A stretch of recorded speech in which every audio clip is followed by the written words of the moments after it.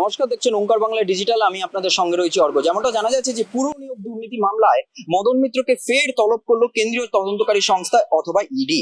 যেমনটা জানা যাচ্ছে যে দুপুর 12টা নাগাদ তিনি সল্টলেকের সিজিও কমপ্লেক্সে তিনি গিয়েছিলেন।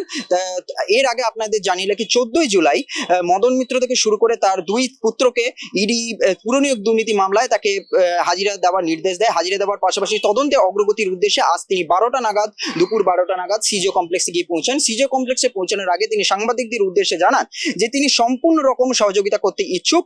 তার পাশাপাশি তিনি এই পুর নিয়োগ দুর্নীতি মামলার সমস্ত যে তার বিরুদ্ধে আনা অভিযোগগুলির ভিত্তিতে তিনি তদন্তে সহযোগিতা করতে ইচ্ছুক হয়েছেন।